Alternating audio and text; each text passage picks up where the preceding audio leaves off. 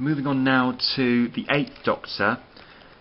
This version is from the 2013 50th anniversary minisode, The Night of the Doctor.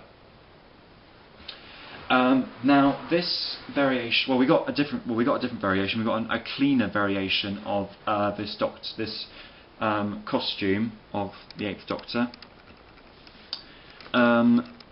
But this one is basically after he's crash landed on Khan, and he's much more battered and beaten up, which would explain why he's got all these bruises on his face and why the coat is a lot more scruffy and dirty.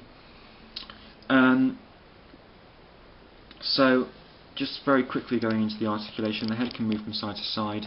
The arms are ball jointed, so they can move around and go up and down and do a 360 and so forth. The standard bicep articulation, and the arms can bend and the hands can move from side to side. There's not much articulation at the waist, and of course it's hindered from the coat, and the legs can move up and down. They can't really move from side to side that much because the coat stops them from doing that. And then the knees, they do bend, but mine are still quite stiff, so I don't really want to sort of, force it. Going into the detailing, in terms of lightness on this figure, it does kind of look like Paul McGann, but in other cases it doesn't, because the paint applications are quite soft, so it doesn't really sort of look so much like Paul McGann as it does in the prototype pictures. And of course, he's got all these bruises and red marks on his face just to show that he's been sort of badly beaten, which are kind of little flecks of paint. I would have preferred him to look a bit more dirtier, actually, look a bit more scruffy, because he did. So I would have liked him to be a bit more dirtier, rather than just have sort of a few marks on his face, a few red marks on his face, just to show bruising. The hair is very nice. It's sort of like a brown, dark brown colour, but with nice things in the hair. The neckerchief is really nice, although I'm pretty sure it was a darker blue. I could be wrong about that, but I think it's dark blue rather than a lighter blue.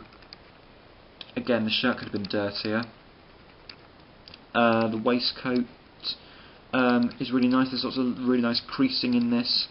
The belt and the belt buckle, which hasn't really clearly been painted.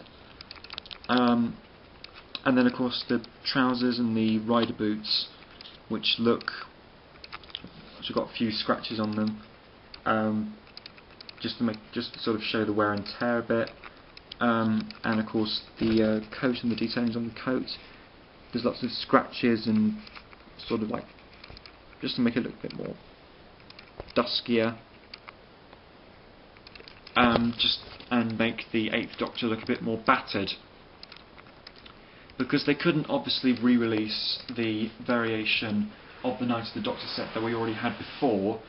Well, I suppose they could have done, but it wouldn't have been so much more original, and they've just sort of decided to tweak it a bit to make it look like how he was when he crash landed on Khan.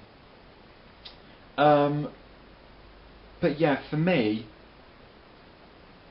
I think they could have gone the extra limit just to sort of add a little bit more detailing, just to make him look more battered and more sort of beaten up. And it is a really nice costume, and I do like this variation of the Eighth Doctor a lot. But yeah, I wasn't really sure what you can sort of do with it. So this is quite odd for me.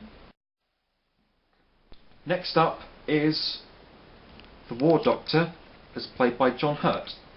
Now, I have the other variation of the War Doctor, and in this set, I I think this is supposed. It says it's from the Day of the Doctor, but I think it's from the War Doctor from the later stages up until the end of the Time War.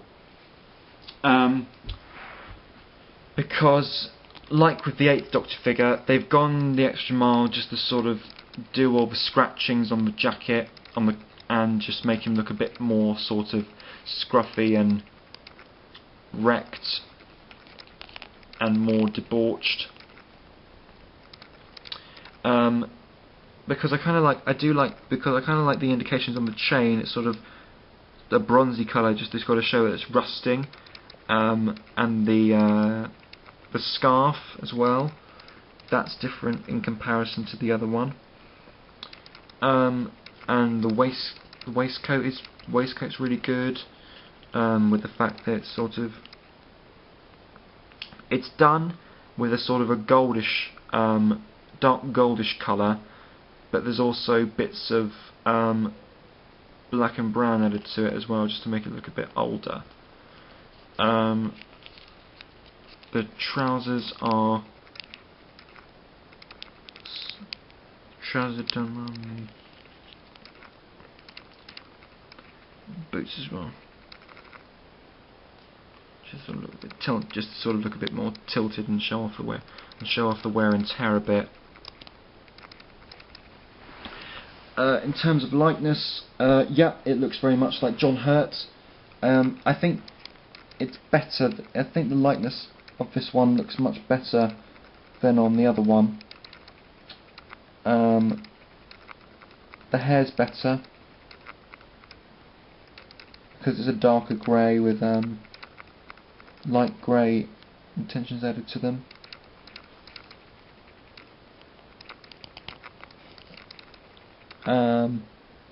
All in all, yeah, it's a really nice figure. A nice repaint, and of course he comes with his sonic screwdriver. In terms of articulation, the head can move from side to side, but is limited. The arms are ball jointed, so they can move up and down and side to side and left and right and what have you. Elbows can bend, and there's bicep articulation as well. The waist can move a bit. Arms can move up and down. They can't move from side to side because the jacket stops them from doing that. Yeah, some of the articulation is hindered by certain things getting in the way. But other than that, no, it is a good figure.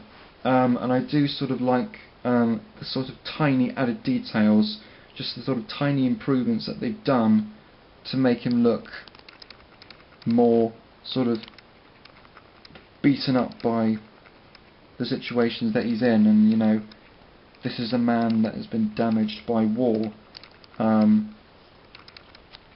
They do kind of show that off more better with this figure than they did with the previous one.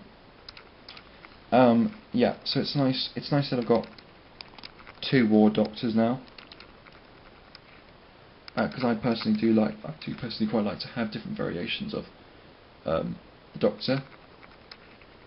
So yeah, War Doctor, very good. A massive highlight into getting this set. The 9th Doctor now. Some people might say there are not much differences with this 9th Doctor than there have been with previous 9th Doctors.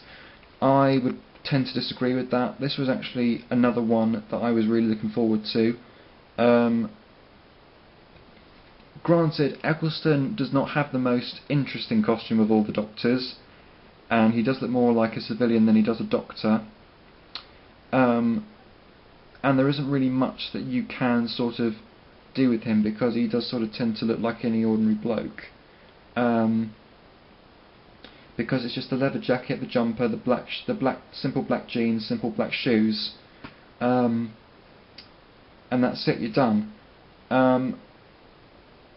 But the noticeable differences here is that the jacket is different in terms of the paint applications on the jacket, because it makes his jacket look much more dirty and battered leather effect.